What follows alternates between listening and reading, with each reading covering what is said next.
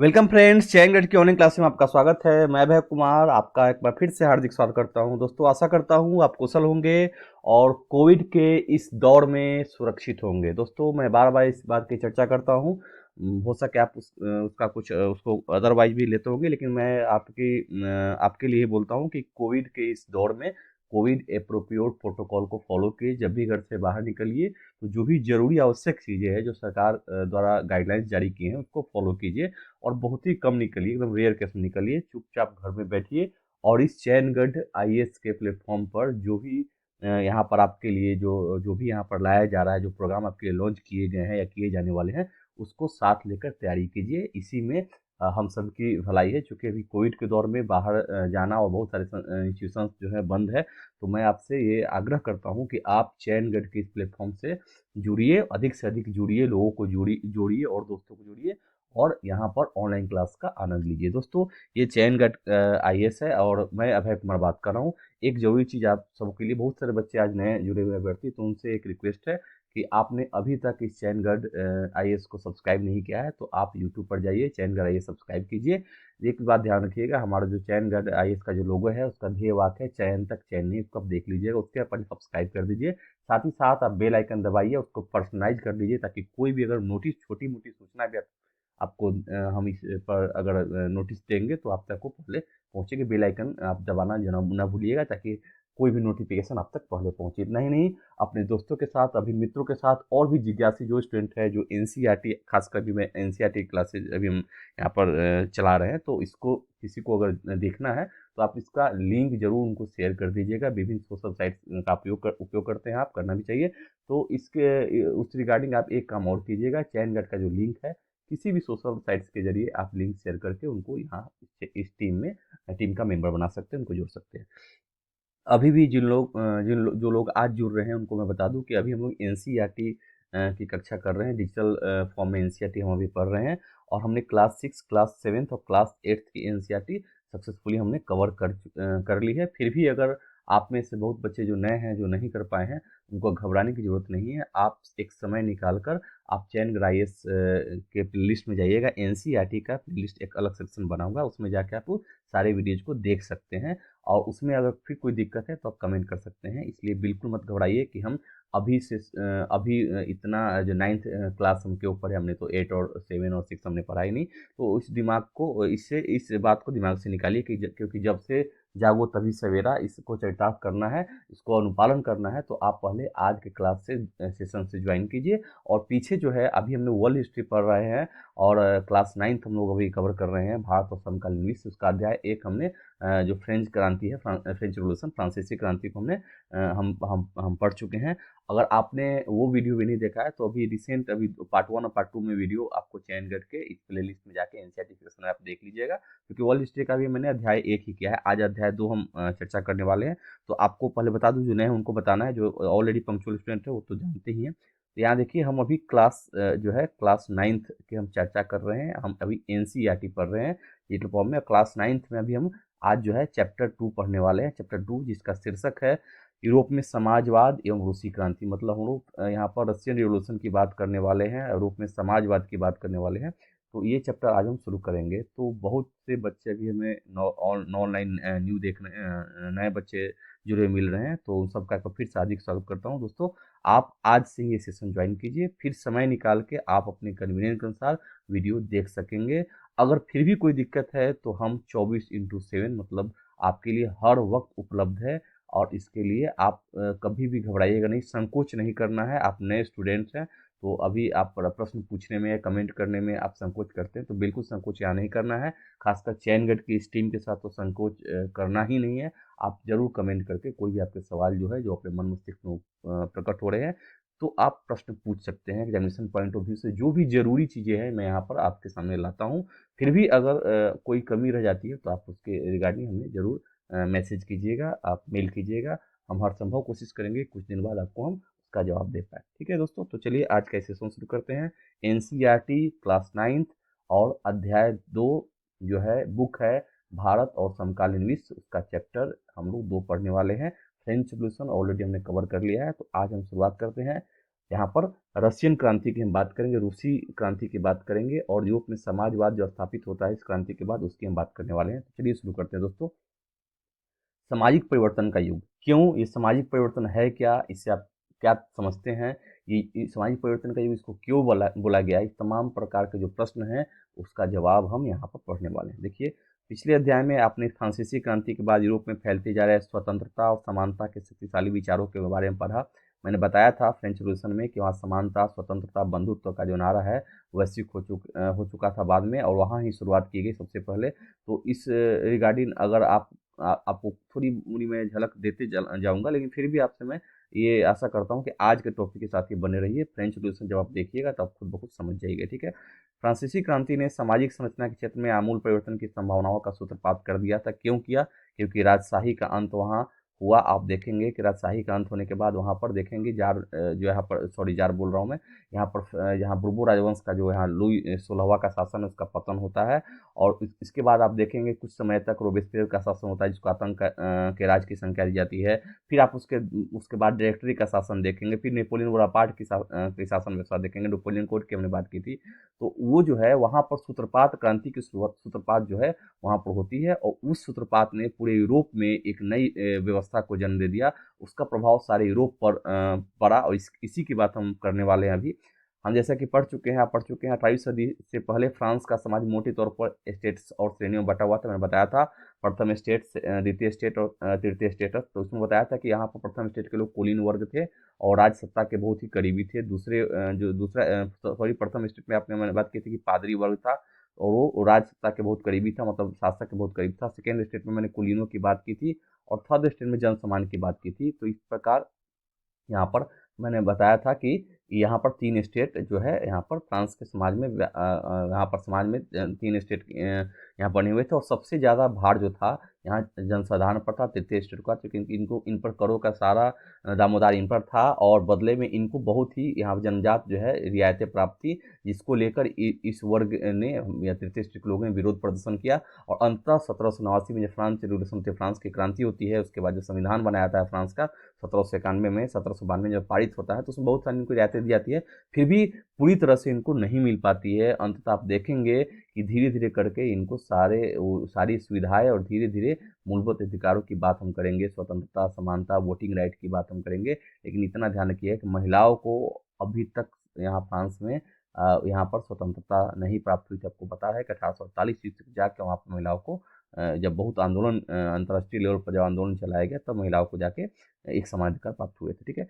अब समाज की आर्थिक और सामाजिक सत्ता पर कुलीन वर्ग और चर्च का नियंत्रण था। मैंने उसकी बात ऑलरेडी हमने उसको पढ़ा हुआ है।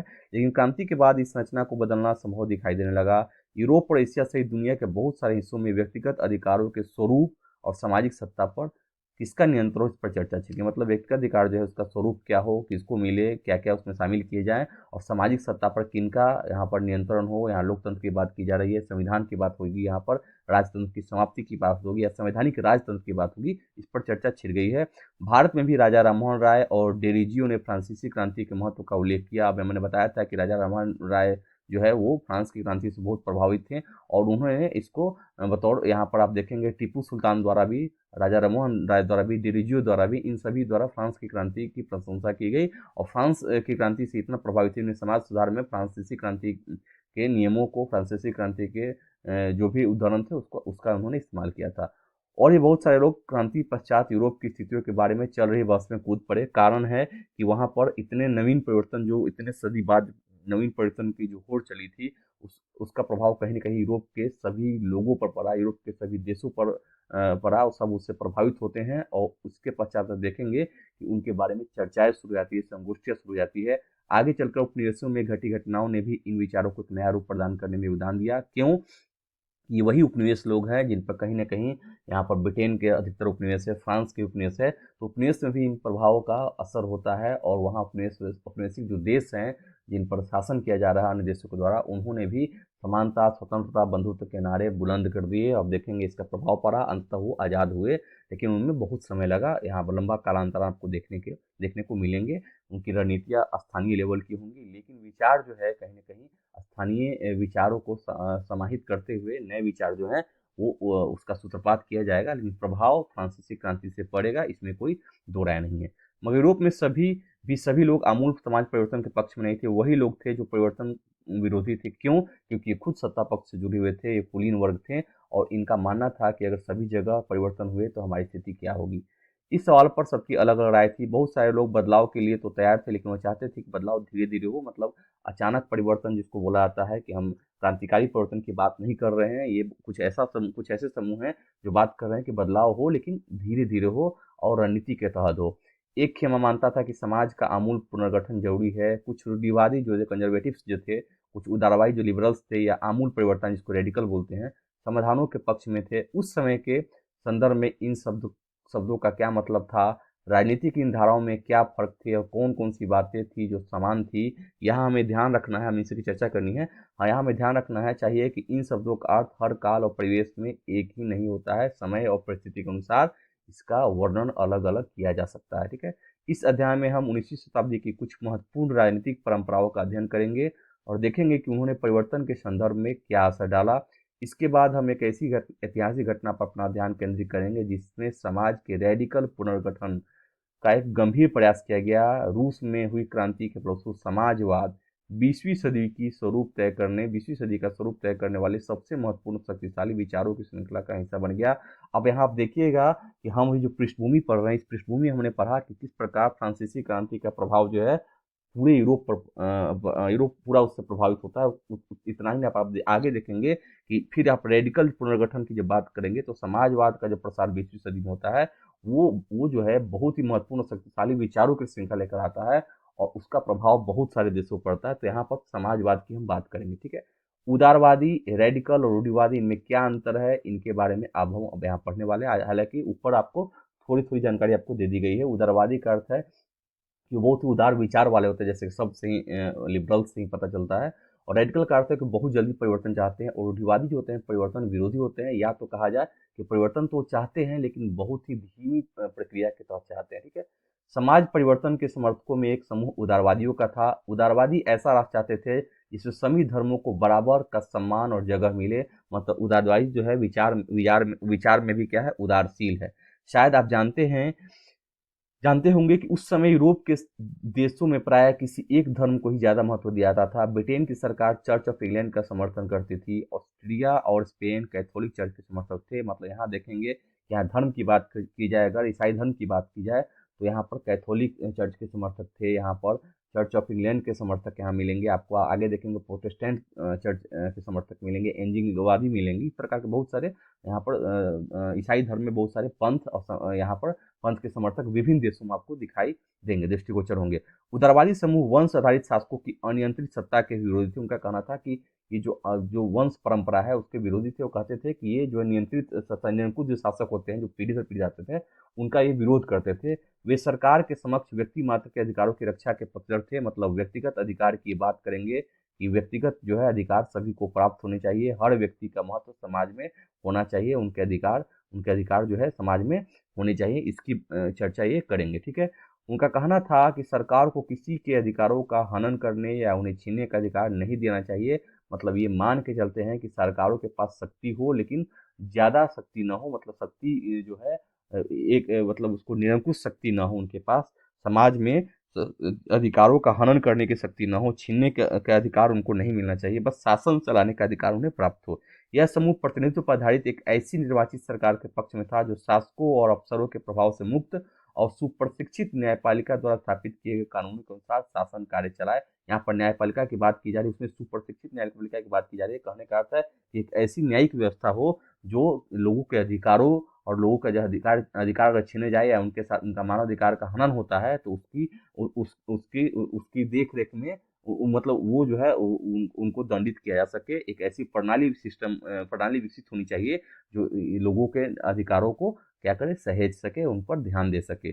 पर यह समूह लोकतंत्रवादी डेमोक्रेट नहीं था। वे लोग सार्वभौमिक वयस्क मताधिकार यानी सभी नागरिकों को वोट का अधिकार देने के पक्ष में नहीं थे। कारण है, यहाँ देखिए कारण इसका बताया गया है। उनका मानना था कि वोट का अधिकार केवल संपत्तिधारियों को ही मिलना चाहिए। इसलिए कहते थे कि संपत्तिधारी जो है वो जो है टैक्सेशन टैक्स दे रहे हैं और सरकार को चलाने में उनकी अहम भूमिका है, तो वो उसको ही बोलेंगे कि वोटिंग राइट उनको ही मिलना चाहिए। यहाँ पर शुरुआत में ये विचार है। कुछ एक और बात है कि ये लोग ऐसा मान के चलते थे कि सारे जो लोग हैं योग्य नहीं हैं मताधिकार करने के, मत देने के योग्य नहीं है, निरक्षर है, साक्षर नहीं है, उनमें समझ नहीं है।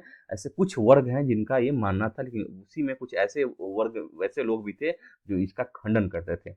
उसमें उसको बोलेंगे, अब विपरीत हम बात करेंगे। इसके विपरीत रेडिकल समूह के लोग ऐसी सरकार के पक्ष में थे जो देश की आबादी के बहुमत के समर्थन पर आधारित हो, मतलब जो देश की आबादी का लगभग बहुमत जो है, अधिकांश लोग जो है उन पर आधारित हो, उनके समर्थन पर सरकार चलाया जा सके। इनमें से बहुत सारे लोग महिला मताधिकार आंदोलन के भी समर्थक थे, मतलब महिला के अधिकार जो है मताधिकार प्राप्त हो उसके आंदोलन के भी समर्थक रहे थे ये। उदारवादियों के विपरीत ये लोग बड़े जमींदारों और संपन्न उद्योगपतियों को प्राप्त किसी भी तरह के विशेषाधिकारों के खिलाफ थे। यही इसमें इनमें अंतर है कि ये विशेषाधिकारों के खिलाफ थे, चाहे उद्योगपति के पास जो विशेषाधिकार प्राप्त है, जमींदारों के। ये निजी संपत्ति के विरोधी होंगे, वे निजी संपत्ति के विरोधी नहीं थे, लेकिन केवल कुछ लोगों के पास संपत्ति के संकेंद्रण का विरोध जरूर करते थे। कहने का अर्थ है कि निजी संपत्ति हो लेकिन किसी एक व्यक्ति के पास ही ज्यादा भूमि हो और अन्य लोगों के पास टुकड़ा भी ना हो, इसके भी विरोधी है। इनका कहना है कि निजी संपत्ति है होनी चाहिए, लेकिन किसी एक व्यक्ति के पास संपत्ति का केंद्रीकरण नहीं होना चाहिए, संपत्ति का संकेंद्रण नहीं होना चाहिए, बल्कि सभी लोगों को बराबर उसमें हक मिलना चाहिए। इसकी ये बात करेंगे। रूढ़िवादी तबका रेडिकल और उदारवादी दोनों के खिलाफ था, मगर फ्रांसीसी क्रांति के बाद तो रूढ़िवादी भी बदलाव की जरूरत को स्वीकार करने लगे थे। अब इनकी बात करेंगे, रूढ़िवादियों की बात करेंगे, कंजर्वेटिव्स की बात करेंगे। पुराने समय में यानी 18वीं शताब्दी में रूढ़िवादी आमतौर पर परिवर्तन के विचारों का विरोध करते थे। ये वही वर्ग था जो राज सत्ता के करीबी थे और किसी भी तरह के परिवर्तन को उचित नहीं मानते थे। लेकिन 19वीं सदी तक आते आते वे ही मानने लगे थे कि कुछ परिवर्तन आवश्यक हो गया है, समय की मांग थी। परंतु वह चाहते थे कि अतीत का सम्मान किया जाए, और अर्थात अतीत को पूरी तरह ठुकराया ना जाए और बदलाव की प्रक्रिया धीमी हो। मतलब परिवर्तन मांग रहे हैं लेकिन अतीत को भी साथ रखना है, सामंजस्य बैठाना है, और परिवर्तन जो है क्रमागत रूप में हो, क्रमिक रूप में हो, धीरे धीरे हो। अचानक परिवर्तन के विरोधी होंगे। फ्रांसीसी क्रांति के बाद पैदा हुई राजनीतिक उथल पुथल के दौरान सामाजिक परिवर्तन पर केंद्रित इन विविध विचारों के बीच काफी टकराव, विविध का मतलब विभिन्न बहुत प्रकार के विचार हैं, काफी टकराव हुए। 19वीं सदी में क्रांति और राष्ट्रीय कायांतरण की विभिन्न कोशिशों ने इन सभी राजनीतिक धाराओं की सीमाओं और संभावनाओं को स्पष्ट कर दिया। मतलब ऑलरेडी हम देखेंगे कि फ्रांस की क्रांति हो चुकी है, तो फ्रांस की क्रांति का प्रभाव भी इन लोगों पर ऑलरेडी पड़ चुका है, क्योंकि फ्रांस की क्रांति में दार्शनिक वर्ग का जो योगदान था उसका प्रभाव कहीं ना कहीं सभी लोगों पर पड़ा था, सभी बुद्धिजीवियों पर पड़ा था। फिर आगे रशियन क्रांति ने एक और नई विचारधारा को जन्म दिया और इसका प्रभाव भी लगभग समूचे विश्व पर पड़ा। और आगे देखेंगे कि कहीं बहुत जगह जहाँ पर पूंजीवादी राष्ट्र है या बहुत ऐसे जगह हैं जहाँ पर समान अधिकार के लिए, समान वेतन के लिए, संपत्ति का संकेंद्रण रोकने के लिए यहाँ बहुत सारे आंदोलन चलाए जाएंगे, तो वो कहीं ना कहीं यहाँ पर रेडिकल विचारधारा से प्रभावित है। ठीक है। औद्योगिक समाज और सामाजिक परिवर्तन। देखिए, औद्योगिक समाज का पहले हम संगठन बात करेंगे कि इसका संगठन कैसा है, फिर इसके बाद सामाजिक परिवर्तन में इनकी भूमिका क्या होती है, क्या आप देख पाते हैं, इसको हम यहाँ पर पढ़ने वाले हैं। ये राजनीतिक रुझान एक नए युग का द्योतक थे। यह दौर गहन सामाजिक एवं आर्थिक बदलाव का था। यह ऐसा समय था जब नए शहर बस रहे थे, नए नए औद्योगिक क्षेत्र विकसित हो रहे थे, रेलवे का काफ़ी विस्तार हो चुका था और औद्योगिक क्रांति संपन्न हो चुकी थी। हम बात कर रहे हैं औद्योगिक क्रांति की। औद्योगिक क्रांति के कारण क्या क्या परिवर्तन हुए इसकी हम बात करने वाले हैं। रेलवे का काफ़ी विस्तार हुआ। रेलवे का विस्तार माल ढोने के लिए भी हो रहा था और रेलवे से लोग यात्रा भी कर रहे थे, तो कहीं ना कहीं इस ट्रांसपोर्टेशन के जरिए विचारों का आदान प्रदान हो रहा था। एक देश के लोग दूसरे देश के लोग, एक एक महादेश के लोग दूसरे महादेश के लोगों के साथ व्यापार के सिलसिले में अगर जाते हैं तो उनके विचारों से अवगत हो रहे हैं, और विचारों का ये आदान प्रदान एक नई सामाजिक व्यवस्था, एक नई क्रांति की ओर और नई व्यवस्था की ओर यहाँ पर देखेंगे कि दृष्टिगोचर होता प्रतीत होता है, और इन सब का प्रभाव कहीं ना कहीं हमें देखने को मिलेंगे। औद्योगिकरण ने औरतों, आदमियों और बच्चों सबको कारखानों में ला दिया। काम की घंटी यानी पाली बहुत लंबी होती थी, मजदूरी बहुत कम थी, बेरोजगारी आम समस्या थी, औद्योगिक वस्तुओं की मांग में गिरावट आ रही थी। कहने का मतलब है कि अगर औद्योगिकरण हो रहा है तो औद्योगिकरण के साथ शोषण का भी शुरुआत, यहाँ पर शोषण की शुरुआत आप देखेंगे, क्योंकि औद्योगिकरण का मेन जो लक्ष्य होता है अधिकाधिक उत्पादन करना और अधिकाधिक मुनाफा कमाना होता है। तो यहाँ पर लोगों के जो अधिकार हैं उसको सीमित करने का प्रयास किया गया। काम के घंटे ज़्यादा होते थे, बलपूर्वक काम भी कराए जाते थे, उनकी मूलभूत आवश्यकताओं की पूर्ति भी नहीं होती थी, उनके रहने का, उनके मेडिकल स्वास्थ्य, उनके खाने-पीने की व्यवस्था भी बहुत ही जर्जर स्थिति में थी। तो इस प्रकार औद्योगिक क्रांति ने एक प्रकार से मजदूर वर्ग का शोषण शुरू कर दिया और मजदूर वर्ग के इसी शोषण ने समाजवाद के उदय को बहुत ही ज़्यादा अवश्यंभावी बना देता है, क्योंकि एक ऐसे विचारधारा की ज़रूरत थी, इसमें एक ऐसी विचारधारा की ज़रूरत थी जो इन वर्गों के उपागमों को, इन वर्गों के साथ जो दिखते हैं उनको प्रकट कर सके, सामाजिक रूप से उनका प्राकट्य हो और लोगों के बीच उन विचारों को फैलाया जा सके। और यही लोग हैं जो इन विचारों से, इन समाजवादी विचारधारा से जल्दी प्रभावित होंगे, क्योंकि ये महसूस करेंगे कि इनके साथ अन्याय हो रहा है और ये सभी लामबंद होंगे। सामाजिक आंदोलन, मतलब कम्युनिस्ट आंदोलन मैं बात कर रहा हूँ, रशियन क्रांति का मार्ग प्रशस्त करेंगे। ठीक है, तो यहाँ पर देखें कि जब उनको नौकरी जाती थी तो बेरोजगारी और बढ़ जाती थी, शहर तेजी से बसते और फैलते जा रहे थे, इसलिए आवास और साफ सफाई का काम भी मुश्किल होता जा रहा था। देखेंगे कि धीरे धीरे जो आवास जो है, जब इंडस्ट्रियल क्षेत्र विकसित होगा, इसके आसपास जो है मार्केट और धीरे धीरे रहने के लिए रिहायशी इलाके होंगे, तो इस प्रकार जो है आबादी का एक सघन रूप होगा और यहाँ पर बहुत सारी गंदी बस्तियां होने लगेंगी। कहने का अर्थ है कि बहुत ही, आप देखेंगे कि एक समय में जहाँ दूर दूर पर घर होते थे या कल कारखाने नहीं थे, तो लोग स्वच्छ वातावरण में रह रहे थे, लेकिन जैसे जैसे इंडस्ट्रियल एरिया का विकास होगा, इंडस्ट्री के समीप जो है लोग रहने लगेंगे, गोडाउन का काम होने लगेगा, इस प्रकार तो यहाँ लेबर की बस्तियां बसाई जाने लगी और ये पूरी तरह से अव्यवस्थित होंगी, गंदी होंगी। और इसका भी कारण होगा कि एक बहुत यहाँ पर औद्योगिक क्रांति का लाभ जो है, उद्योग धंधों का ज़्यादा लाभ इनको नहीं प्राप्त हो पा रहा है। ठीक है, उदारवादी और रेडिकल दोनों ही इन समस्याओं का हल खोजने की कोशिश कर रहे थे। इनका मानना था कि क्या ऐसा किया जाए जिससे इस समस्या का अस्थायी निदान हो सके। लगभग सभी उद्योग व्यक्तिगत स्वामित्व में थे, मतलब किसी एक व्यक्ति के अंतर्गत थे। बहुत सारे रेडिकल और उदारवादियों के पास भी काफी संपत्ति थी और उनके यहाँ बहुत सारे लोग नौकरी करते थे। उन्होंने व्यापार या औद्योगिक व्यवसाय के जरिए धन दौलत इकट्ठा की थी, इसलिए वो चाहते थे कि इस तरह के प्रयासों को ज़्यादा से ज़्यादा बढ़ावा दिया जाए। उन्हें लगता था कि अगर मजदूर स्वस्थ हो और नागरिक पढ़े लिखे हो तो इस व्यवस्था का भरपूर लाभ लिया जा सकता था। इनका एक दो कारण है कि अगर स्वस्थ होंगे तो यील्डिंग जो है, उत्पादकता भी बढ़ जाएगी, और अगर वो पढ़े लिखे होंगे तो वो प्रचार प्रसार भी कर सकेंगे। तो ये अपने अनुरूप सोच रहे हैं। दूसरा है कि स्वस्थ अगर मजदूर होंगे तो एक तो प्रोडक्शन में इनको ज़्यादा फायदा होगा, पढ़े लिखे नागरिक होंगे तो वो व्यवस्था का ध्यान रखेंगे, साफ सुथरा जीवन जिएंगे, पढ़े लिखे होंगे तो वो ज़्यादा से ज़्यादा जो है व्यक्तिगत रूप से ज़्यादा क्या होंगे, व्यक्तिगत रूप से ज़्यादा उर्वर होंगे, व्यक्तिगत दिमाग उनके पास ज़्यादा होंगे और वो जो है इसका लाभ वो देश के लोग और वो समाज उठा पाएगा। ठीक है, ये लोग जन्मजात मिलने वाले विशेष अधिकारों के विरुद्ध थे। व्यक्तिगत प्रयास, श्रम और उद्यमशीलता में उनका गहरा विश्वास था। उनकी मान्यता थी कि यदि हरेक को व्यक्तिगत स्वतंत्रता दी जाए, गरीबों को रोजगार मिले और जिनके पास पूंजी है उन्हें बिना रोक टोक काम करने का मौका दिया जाए, तो समाज तरक्की कर सकता है। मतलब ये व्यक्तिगत पूंजी के निवेश के क्या है, समर्थक हैं। इसी कारण 19वीं सदी के शुरुआती दशकों में समाज परिवर्तन के इच्छुक बहुत सारे कामकाजी स्त्री पुरुष उदारवादी और रेडिकल समूहों व पार्टियों के इर्द गिर्द गोलबंद हो गए थे, क्योंकि ये जो चाहते थे, जो डिमांड इनकी थी, या जो इनके मन मस्तिष्क में जिनकी उपज थी कि इनको क्या प्राप्त होना चाहिए, इनके पास क्या अधिकार होना चाहिए, उनकी बात ये लोग कर रहे हैं, इसलिए उनके प्रति ये क्या होंगे, लामबंद होंगे। ठीक है, यूरोप में 1815 में जिस तरह की सरकारें बनी, उनसे छुटकारा पाने के लिए कुछ राष्ट्रवादी, उदारवादी और रेडिकल आंदोलनकारी क्रांति के पक्ष में थे। फ्रांस, इटली, जर्मनी और रूस में ऐसे लोग क्रांतिकारी हो गए और राजाओं के तख्ता पलट का प्रयास करने लगे। राष्ट्रवादी कार्यकर्ता क्रांति के जरिए ऐसे राष्ट्रों की स्थापना करना चाहते थे जिनमें सभी नागरिकों को समान अधिकार प्राप्त हो। 1815 के बाद इटली के राष्ट्रवादी गिसेप्पे मेज़िनी ने यह लक्ष्य प्राप्त करने के लिए अपने समर्थकों के साथ मिलकर राजा के खिलाफ साजिश रची थी। भारत सहित दुनिया भर के राष्ट्रवादी उसकी रचनाओं को पढ़ते थे। यहाँ मेज़िनी की बात की जाएगी और मेज़िनी ने क्या किया था, यहाँ पर उन्होंने समान अधिकार प्राप्त करने के लिए उन्होंने राजतंत्र, राजा के तख्ता पलट का प्रयास उन्होंने किया था और उनका मानना था कि जिस वक्त राजतंत्र का पतन होगा, लोगों के अधिकार जो हैं अपने आप स्वतः प्राप्त हो जाएंगे और एक समान नागरिकता, एक समान वेतन और बेरोजगारी की जो समस्या है वो खुद ब खुद खत्म हो जाएगी। एक नई व्यवस्था का सूत्रपात होगा और उसमें सभी लोग सुखी रह पाएंगे। इसकी बात हम यहाँ पर करेंगे। ठीक है, अब आगे आएंगे कि यूरोप में समाजवाद आखिर क्यों आता है, कैसे फैलता है, इसका क्या कारण है, इसकी हम बात करने वाले हैं। समाज के पुनर्गठन की संभवतः सबसे दूरगामी दृष्टि प्रदान करने वाली विचारधारा समाजवादी थी।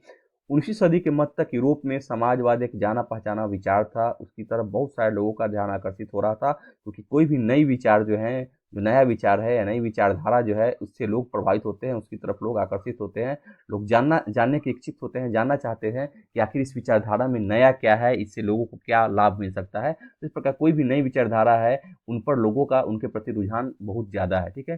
समाजवादी निजी संपत्ति के विरोधी थे, यानी वे संपत्ति पर निजी स्वामित्व को सही नहीं मानते थे। उनका कहना था कि संपत्ति के निजी स्वामित्व की व्यवस्था ही सारी समस्याओं की जड़ है। वे ऐसा क्यों मानते थे? इसलिए मानते थे कि निजी संपत्ति में किसी एक व्यक्ति का हस्तक्षेप है, किसी एक व्यक्ति का कंट्रोल है, और बाकी लोगों के पास, जिनके पास है, मतलब हैव्स और हैव्स नॉट की बात करेंगे, वो अगर निजी संपत्ति कम हो या इनको बंदर बांट के जिनको बांट दिया जाए, सभी लोग सुखी जीवन जी सकते थे, इसलिए मानते थे। उनका तर्क था कि बहुत सारे लोगों के पास संपत्ति तो है जिससे दूसरों को रोजगार भी मिलता है, लेकिन समस्या यह है कि संपत्तिधारी व्यक्ति को सिर्फ अपने फायदे से ही मतलब रहता है, वह उनके बारे में नहीं सोचता जो उसकी संपत्ति को उत्पादनशील बनाते हैं। ये ऐसे वर्ग हैं, ये ऐसा विचार है जिनमें इनका मानना था कि इनके इन मजदूरों के बल पर या उनके अंदर अधीन जो काम करते हैं उनके बल पर ही इनका उत्पादन हो रहा है और ये धनी हो रहे हैं, लेकिन ये ध्यान नहीं दे रहे हैं उन लोगों पर। इसलिए अगर संपत्ति संपत्ति पर किसी एक व्यक्ति के बजाय पूरे समाज का नियंत्रण हो, तो साझा सामाजिक हितों, यहाँ बात की जाएगी, साझा सामाजिक हितों पर ज़्यादा अच्छी तरह ध्यान दिया जा सकता है। समाजवादी इस तरह का बदलाव चाहते थे और इसके लिए उन्होंने बड़े पैमाने पर अभियान चलाया, और इस अभियान का फायदा इनको अंततः क्रांति के रूप में आपको देखने को मिलेंगे, क्योंकि इनका मानना था कि अगर हम औद्योगिक क्रांति की उपज से, अगर जो जो उद्योगपति हैं, अगर वो हमारे जो उनके अधीन काम कर रहे हैं उनके लिए भी अगर समान सोचे, उनके लिए उनकी व्यवस्था करें, उनके लिए भी मूलभूत सुविधाओं का विस्तार किया जाए, उनके स्वास्थ्य की देखभाल की जाए, उनको पढ़ाया लिखाया जाए, उनको एक अच्छी जीवन शैली दी जाए, तो समाज का विकास हो सकता है। लेकिन ये मान के चलते थे कि उद्योगपति सिर्फ अपना पूंजी बढ़ाते चला जा रहा है, उनका ध्यान हमारी तरफ नहीं है, ठीक है। कोई समाज संपत्ति के बिना कैसे चल सकता है? समाजवादी समाज का आधार क्या होगा? इसके बारे में कोई विचारधारा आप दीजिएगा, तो विचारधारा को लागू करने के लिए आपको नवीनता लाने की, उसमें कुछ नए नए आपको उपागम देने पड़ेंगे, आपको सुझाव देना पड़ेगा, आपको नियम बनाने होंगे, कायदे कानून बनाने होंगे, ताकि वो विचार जो है सस्टेन कर पाए। तो आगे हम यही पढ़ने वाले हैं। समाजवादियों के पास भविष्य की एक बिल्कुल भिन्न दृष्टि थी। कुछ समाजवादियों को कोऑपरेटिव यानी सामूहिक उद्यम के विचार में दिलचस्पी थी। इंग्लैंड के जाने माने उद्योगपति रॉबर्ट ओवेन की हम चर्चा करेंगे आगे। 1771 से 1858, मतलब 1857 की क्रांति के एक साल बाद इनकी मृत्यु हुई है, ने इंडियाना मतलब अमेरिका में नया समन्वय, न्यू हार्मोनी के नाम से एक नए तरह के समुदाय की रचना का प्रयास किया। कुछ समाजवादी मानते थे कि केवल व्यक्तिगत पहलकदमी से बहुत बड़े सामूहिक खेत नहीं बनाए जा सकते हैं। वह चाहते थे कि सरकार अपनी तरफ से सामूहिक खेती को बढ़ावा दे, ताकि ज़्यादा से ज़्यादा लोग उसमें भागीदार हो सके, उनको ज़्यादा लाभ मिल सके, समाज को लाभ मिल सके। उदाहरण के लिए फ्रांस में लुई ब्लांक 1813-1882 इनका समय है, चाहते थे कि सरकार पूंजीवादी उद्यमों की जगह सामूहिक उद्यमों को बढ़ावा दे। कोऑपरेटिव्स जो है, कोऑपरेटिव्स ऐसे लोगों के समूह थे जो मिलकर चीज़ें बनाते थे और मुनाफे को प्रत्येक सदस्य द्वारा किए गए काम के हिसाब से आपस में बांट लिया करते थे। मतलब बहुत सारे जो लोग हैं वो मिल के, यहाँ 4-5 आदमी ऐसे लोग हैं और इन्होंने एक उद्यम शुरू किया, संयुक्त उद्यम शुरू किया, और इससे जो लाभ होगा, उत्पादन होगा, उससे जो लाभ होगा सभी जो है आपस में बांट लेंगे, डिस्ट्रीब्यूट कर लेंगे। इस प्रकार कोऑपरेटिव्स का मानना था कि इस प्रकार की प्रणाली से क्या होगा, इनको ज़्यादा मुनाफा होगा, ठीक है। अब आगे यहाँ बात करेंगे कार्ल मार्क्स की। अब इनके बारे में परिचय इनको होगा, आपका परिचय इनसे जरूर हुआ होगा। कार्ल मार्क्स 1818 से 1882, इनकी पुस्तक का नाम, महत्वपूर्ण पुस्तक का नाम कमेंट करके बताइए। और फ्रेडरिक एंगेल्स 1820 से 1895 ने इस दिशा में कई नए तर्क पेश किए। मार्क्स का विचार था कि औद्योगिक समाज पूंजीवादी समाज है, फैक्ट्रियों में लगी पूंजी पर पूंजीपतियों का स्वामित्व है और पूंजीपतियों का मुनाफा मजदूरों की मेहनत से पैदा होता है। इनका अलग ही कॉन्सेप्ट का मानना है कि जो भी मुनाफा कमाते हैं मजदूरों की मेहनत से कमाते हैं, और उसका फायदा मजदूरों को नहीं मिलता है बल्कि इनको मिलता है। मार्क्स का निष्कर्ष था कि जब तक निजी पूंजीपति इसी तरह मुनाफे का संचय करते जाएंगे, तब तक मजदूरों की स्थिति में सुधार नहीं हो सकता। अपनी स्थिति में सुधार लाने के लिए मजदूरों को पूंजीवाद व निजी संपत्ति पर आधारित शासन को उखाड़ फेंकना होगा। मार्क्स का विश्वास था कि खुद को पूंजीवादी शोषण से मुक्त कराने के लिए मजदूरों को एक अत्यंत भिन्न किस्म का समाज बनाना होगा, जिसमें सारी संपत्ति पर पूरे समाज का यानी सामाजिक नियंत्रण, सोशल, यहाँ पर ये देखेंगे सोशल कंट्रोल की बात की जाएगी, और स्वामित्व रहेगा। उन्होंने भविष्य के इस समाज को साम्यवादी कम्युनिस्ट समाज का नाम दिया। मार्क्स को विश्वास था कि पूंजीपतियों के साथ होने वाले संघर्ष में जीत अंततः मजदूरों की होगी, क्योंकि संख्या बल भी इनकी ज़्यादा है और इनके बदौलत ही यहाँ पूंजीपति विकास कर रहे हैं। उनकी राय में कम्युनिस्ट समाज ही भविष्य का समाज होगा, ऐसा विचार मार्क्स का है। मार्क्स के बारे में हम जब व्यक्तिगत पढ़ेंगे, मार्क्स की विचारधारा के बारे में, मार्क्स के बारे में पढ़ेंगे, तो मार्क्स और गांधी जी दोनों जो फिलोसफी है हर क्षेत्र में आपको दृष्टिगोचर होंगी। इन्होंने बहुत लिखा है, बहुत डीप इनका अध्ययन भी है, और इनके लिए स्पेसिफिक पढ़ाई की भी जरूरत है। तो खैर हम मार्क्स की जब बात करेंगे तो मार्क्स के स्पेसिफिक टॉपिक में उसकी उनकी चर्चा करेंगे, उनके विचारों से हम अवगत होंगे। अभी हम सिर्फ समाजवाद पर फोकस कर रहे हैं, ठीक है। समाजवाद के लिए समर्थन 1870 का दशक आते आते समाजवादी विचार पूरे यूरोप में फैल चुके थे। अपने प्रयासों में समन्वय लाने के लिए समाजवादियों ने द्वितीय इंटरनेशनल के नाम से एक अंतर्राष्ट्रीय संस्था भी बना ली थी। इंग्लैंड और जर्मनी के मजदूरों ने अपनी जीवन और कार्य स्थितियों में सुधार लाने के लिए एक संगठन बनाना शुरू कर दिया था।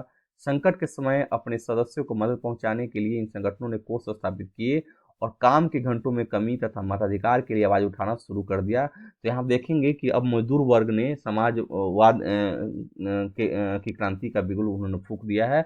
और इंग्लैंड और जर्मनी जो महत्वपूर्ण यहाँ औद्योगिक जो यहाँ पर देश हैं, वहाँ पर इन लोगों ने एक संगठन बनाना शुरू कर दिया, एक कोष बनाना शुरू कर दिया ताकि मुसीबत में इनका उपयोग किया जा सके।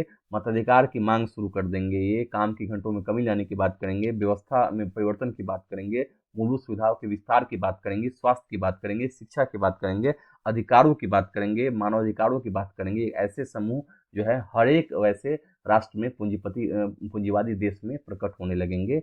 जर्मनी में सोशल डेमोक्रेटिक पार्टी एसडीपी के साथ इन संगठनों के काफी गहरे रिश्ते थे और संसदीय चुनाव में वे पार्टी की मदद भी करते थे। 1905 तक ब्रिटेन के समाजवादियों और ट्रेड यूनियन, जहाँ पर व्यापारी संगठन जिसको बोलते हैं, आंदोलनकारियों ने लेबर पार्टी के नाम से अपनी एक अलग पार्टी बना ली थी और फ्रांस में सोशलिस्ट पार्टी के नाम से ऐसी एक पार्टी का गठन किया गया था। मतलब देखिए राजनीतिक रूप से भी ये लोग सक्रिय हो चुके हैं। लेकिन 1914 तक यूरोप में समाजवादी कहीं भी सरकार बनाने में कायम नहीं हो पाए थे। कारण है कि इनकी विचारधारा अभी तक उन लोगों तक, मतलब अंतिम समझ तक पहुंच नहीं पाया था। इसके कारण 1914 तक ये असफल ही रहे। संसदीय राजनीति में उनके प्रतिनिधि बड़ी संख्या में जीतते रहे, उन्होंने कानून बनवाने में भी अहम भूमिका निभाई, मगर सरकारों में रूढ़िवादियों, उदारवादियों और रेडिकलों का ही दबदबा बना रहा। मतलब समाजवादियों की अब बात अभी देखेंगे, समाजवादियों का उतना प्रभुत्व नहीं है। हाँ, वो जीत रहे हैं सीट, वहाँ पर संसद में भाग ले रहे हैं, उन्होंने विचार विमर्श करके कुछ न कुछ नए नए कानून भी पारित करवा लिए, लेकिन पूरी तरह से ये अभी तक जीत नहीं हासिल कर पाएंगे। एक चित्र यहाँ देख लीजिए, यहाँ चित्र मैंने पहले आपको चित्र आप देख लीजिए, इस चित्र को यहाँ से ध्यान से देखिए, इसके बारे में मैं ऊपर अब पढ़ने वाला हूँ, ठीक है। यह पेरिस कम्यून 1871 का एक चित्र है। इस चित्र में मार्च और मई 1871 के बीच हुए जन विद्रोह को दर्शाया गया है। यह ऐसा दौर था जब पेरिस की नगर परिषद, मतलब कम्यून को बोलते थे, पर मजदूरों, आम लोगों, पेशेवरों और राजनीतिक कार्यकर्ताओं को लेकर बनाई गई जन सरकार ने कब्जा कर लिया था।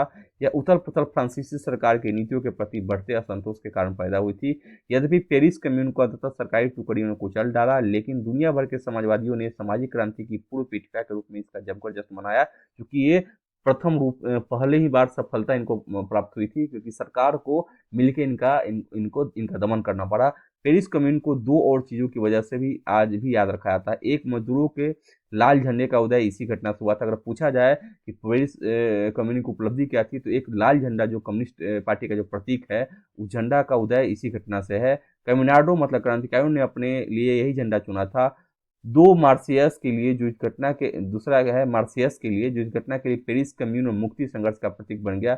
उल्लेखनीय है कि गीत को मूलतः 1792 में युद्ध गीत के रूप में गाया गया था। मार्सियस है, मारियसस जो है, यहाँ पर देखेंगे मार्सियस एक गाना है जिसमें आज़ादी का गाना यहाँ पे आता है, मजदूर आज़ादी की बात की जाती है, तो इसके लिए ये ज़्यादा फेमस यहाँ पर आपको देखने को मिलेंगे कि ये इसलिए फेमस हो पाया है। तो आपको ये बता दूं कि अभी तक हमने सिर्फ ये पढ़ा था कि अभी अब एक बार थोड़ा सा रिव्यू अब देख लीजिए कि उदारवादी विचारधारा के बारे में, उदारवादी सरकार के बारे में हमने पढ़ा। अभी रेडिकल सरकार के बारे में हमने पढ़ा कि रेडिकल जो है क्या करना चाहते हैं, और राष्ट्रवादी के बारे में भी हमने अभी तक पढ़ा है कि राष्ट्रवादी जो सरकार है वो क्या करना चाहते हैं। और दूसरा है कि यहाँ ये भी बात की जा रही है कि इन सरकारों के अपने अपने उद्देश्य हैं, इनकी नीतियाँ अलग अलग है, कुछ जो है परिवर्तन के द्योतक है, कुछ जो है धीरे धीरे परिवर्तन चाहते हैं, और कुछ जो है मानते हैं कि अपने हाथ में परिवर्तन जो है खुद से किया जाना चाहिए, खुद से शुरुआत उसकी हो जानी चाहिए।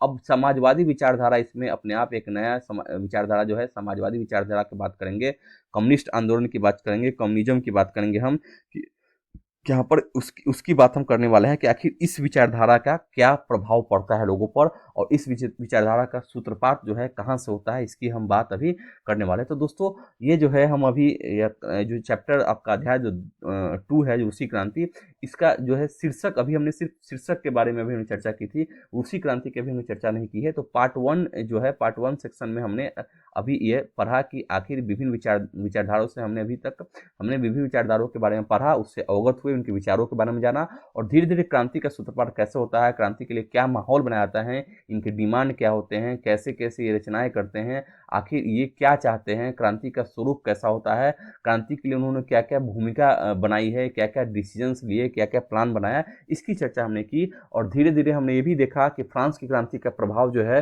शुरुआत में फ्रांस की क्रांति ने पूरे विश्व को एक नई विचारधारा, स्वतंत्रता, समानता, बंधुत्व का नारा के साथ एक नई विचारधारा से अवगत कराया। और धीरे देखेंगे कि पूरे यूरोप में इसका प्रभाव पड़ता है। और जब यहाँ पर समाजवादी क्रांति का सूत्रपात होता है तो उसमें कहीं ना कहीं फ्रांसीसी क्रांति और फ्रांस के विचारों का इसमें जरूर सामंजस्य है। यहाँ देखेंगे कि दार्शनिकों के विचार जो हैं फ्रांसीसी क्रांति के दौरान जो उत्पन्न हुए थे, उनका विचार कहीं ना कहीं यहाँ पर समाजवादी क्रांति में भी योगदान का काम करता है। तो हम इसकी चर्चा आगे करने वाले हैं। सेकेंड अध्याय में जब हम पार्ट 2 वीडियो लेकर आएंगे तो उसमें रूसी क्रांति की हम बात करेंगे। रूसी क्रांति से जुड़े हुए सारे तथ्य हैं हम एक साथ कवर कर लेंगे और रूसी क्रांति के बारे में, इनकी क्रांति की शुरुआत कैसे हुई, क्या कारण रहे, इस राजनीतिक कारण क्या है, आर्थिक कारण क्या है, सामाजिक कारण क्या है, इन सब की चर्चा हम यहाँ पर करेंगे। यहाँ पर जार निकोलस द्वितीय की हम बात करेंगे कि रूस में जारशाही का अंत होता है, उसका भी कोई ना कहीं कारण है, निरंकुश शासन के कारण ही यहाँ पर ज़्यादा दबाव है। और बात करेंगे हम कि किस प्रकार वहाँ पर एक लेनिन नाम का जो व्यक्ति है, लेनिन ने यहाँ बात करेंगे लेनिन की, कि लेनिन ने किस प्रकार मार्क्स के विचारों को हस्तगत किया, मार्क्स के विचारों में कुछ परिवर्तन के साथ उसने उस क्रांति का एक महत्वपूर्ण अंग उसको बना लिया गया उनके द्वारा। और उन्होंने इस क्रांति की सफलता के लिए बहुत मेहनत की, मजदूरों को एकत्रित किया, मजदूरों को इकट्ठा किया गया और एक माहौल बनाया गया राजशाही के खिलाफ, वहाँ पर जारशाही के खिलाफ माहौल बनाया गया। और इस प्रकार रशियन क्रांति 1917 में हमको देखने को मिलेंगे। और वहाँ पर हम बात करेंगे रशियन क्रांति ने क्या प्रभाव पड़ता है रसिया में, और रूस के बाहर विश्व व्यवस्था पर उसका क्या प्रभाव पड़ता है, इसकी बात हम करेंगे आगे। तो दोस्तों ये जो सेशन 1 है, पार्ट 1 है, इसमें अभी बहुत सारे जो नए बच्चे हैं वो अभी यहाँ पर जुड़ रहे हैं, तो उनसे मैं ये रिक्वेस्ट करता हूँ कि फ्रांसीसी क्रांति के बारे में मन में जो भी मन मस्तिष्क में विचार उठ रहे हैं, उसका एक ही समाधान है कि आप प्लेलिस्ट में जाइए एनसीईआरटी के, और चैनगढ़ के इस प्लेटफॉर्म पर आप एनसीईआरटी का सेक्शन उस पर जाकर पार्ट 1 वीडियो आप वहाँ पर पार्ट 1 और पार्ट 2 दो में फ्रेंच रेवोल्यूशन को मैंने पढ़ाया है, उसको आप देख लीजिएगा। क्योंकि फ्रांसीसी क्रांति के विचारों से आपको जानना, आपका जानना बहुत ही ज़्यादा नितांत आवश्यक है। क्योंकि अगर आप नहीं जानेंगे तो फिर रशियन क्रांति से आप जस्टिफाई नहीं कर पाएंगे, इसके साथ जस्टिस नहीं कर पाएंगे। तो मैं चाहता हूँ कि उस क्रांति को आप बढ़िया से पढ़ ले, उसके बाद हम फिर रशियन क्रांति में एंट्री करेंगे।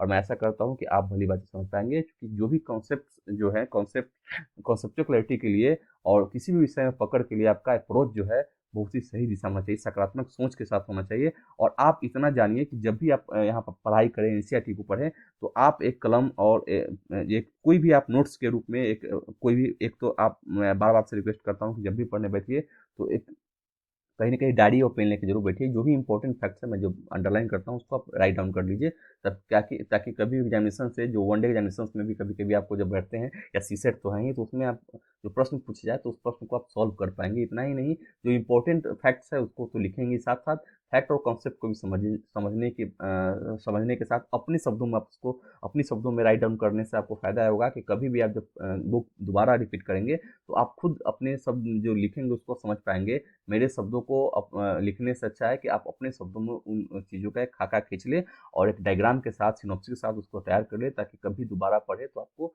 ज़्यादा से ज़्यादा समझ में आ सके और रिकॉल अच्छी तरह से आपको हो सके। रिवीजन में बहुत ही काम आपको आने वाला है। तो इसलिए मैं ये आपसे रिक्वेस्ट करता हूँ, बहुत सारे नए बच्चे हैं उनको उनका फिर से मैं एक बार स्वागत करता हूँ, मैं बोलता हूँ और कहता हूँ कि अभी भी आपने, अब बहुत सारे ऐसे बच्चे हैं जो आपके जान पहचान में होंगे, उनको चयनगढ़ आईएएस के बारे में जरूर बताइएगा, उसका लिंक जरूर शेयर कीजिएगा ताकि वो सब्सक्राइब करके हमसे जुड़ सके। यहाँ पर एनसीईआरटी डिजिटल मोड में लोगों को यहाँ पढ़ाया जा रहा है। बहुत सारे बच्चे हैं जो एनसीईआरटी को लेकर परेशान रहते हैं कि हम इसका अध्ययन कैसे करें, तो इसका वीडियो मैंने प्लेलिस्ट में बना के रखा। आप एनसीईआरटी की तैयारी कैसे करें उसका आप अध्ययन जरूर कीजिएगा, उसको जरूर देखिएगा। एनसीईआरटी पढ़ने से पहले मैं एक बार फिर से आपसे रिक्वेस्ट करता हूँ, जो बच्चे हैं, जो नए इच्छुक है, जो नए अभ्यर्थी हैं, जो तैयारी की शुरुआती चरण में, उनसे मैं जरूर चर्चा करूंगा कि आप उस वीडियो को जरूर देखेंगे ताकि आपकी समझ जो है विकसित हो सके, एनसीईआरटी का कॉन्सेप्ट जो है क्लियर हो सके, एनसीईआरटी को किस प्रकार पढ़ना है वो आप समझ पाएँ। तो इसलिए उस वीडियो का आप जरूर देखेंगे। और एक बात और, बहुत सारे ऐसे लोग हैं जिन्होंने अभी तक चैनल को सब्सक्राइब नहीं किया है, तो उनसे एक रिक्वेस्ट है कि आप चैनगढ़ को सब्सक्राइब कर लीजिए। करना क्या है, आपको यूट्यूब पर जाना है, चैनगढ़ आईएएस टाइप करना है और चैनगढ़ को सब्सक्राइब करना है, बेल आइकन दबाना है, पर्सनलाइज कर देना है ताकि कोई भी नोटिफिकेशन आप तक पहले पहुंचे। और इतना ही नहीं, अपने दोस्तों के साथ, अपने मित्रों के साथ इसका जो है लिंक जो है जरूर शेयर कीजिएगा। उनको बताइएगा कि चैनगढ़ टीम के द्वारा उनके लिए डिजिटल फॉर्म में एनसीईआरटी लाया गया है और बहुत ही कॉन्सेप्चुअल तरीके से उनको पढ़ाने का प्रयास किया जा रहा है, यहाँ समझाने का प्रयास किया जा रहा है ताकि अन्य स्रोत पर उनकी डिपेंडेंसी न रहे। पूरी तरह से यहाँ पर एनसीईआरटी कवर कराने का प्रयास किया जा रहा है और हम पूरी तरह से प्रतिबद्ध है कि एनसीईआरटी आपको 100% करके देंगे और आपको कहीं और भटकने की जरूरत नहीं होगी। बस इतना ही करना है कि आप हमारे साथ जुड़े रहिए। आपके मन मस्तिष्क में जो भी प्रश्न आते हैं वो कमेंट के जरूर जरूर पूछिए, हम जरूर जवाब देंगे। इतना ही नहीं, कॉन्सेप्ट से अगर कॉन्सेप्चुअल क्लैरिटी में कोई दिक्कत है तो आप बोलिए, मैं तरीका बदल दूंगा या किसी भी तरह आपको इनबॉक्स में मैं समझाने का प्रयास करूंगा। हमारी पूरी रणनीति यही है कि किसी भी तरह स्टूडेंट्स के मन में जो भी सवाल है उसका समाधान हो सके, अस्थायी समाधान हो सके, कॉन्सेप्ट उनका क्लियर हो सके ताकि वो आगे कोई भी अगर बुक पढ़े तो वो बुक के साथ जस्टिस कर सके। तो दोस्तों ये प्रयास हमारी तरफ से है, हम अपनी दायित्व का निर्वहन कर रहे हैं। बस अपने कर्तव्य का पालन कीजिए, हमारे साथ जुड़े रहिए, इस चैनल के साथ जुड़े रहिए, चैनगढ़ की टीम के साथ जुड़े रहिए और आगे जो भी प्लान आएंगे, जो भी प्लान हम लॉन्च करेंगे या जो भी क्लास हम लॉन्च करेंगे या जो भी कुछ नया हम लाएंगे तो उसके लिए आपको नोटिफिकेशन मिलता रहे, इसके लिए आप सब्सक्राइब कर दीजिए, बेल आइकन जरूर दबा दीजिए। ये काम आप अभी तुरंत हमारे सामने कर दीजिए। और इस प्रकार और भी सेशन में आपसे हम मिलेंगे। फिलहाल अब पार्ट 2 सेक्शन में आपसे मिलने जा रहे हैं। पार्ट 2 सेशन में हम बात करेंगे, पार्ट 2 लेक्चर में हम रूसी क्रांति के बारे में पढ़ेंगे। तो इसके लिए आप प्रिपेयर होकर रहिएगा, थोड़ी जानकारी खुद से इकट्ठा करने का प्रयास कीजिएगा। उसके बाद हम फिर मिलते हैं अगले क्लास में। तब तक के लिए बहुत बहुत धन्यवाद। जय हिंद दोस्तों, जय भारत।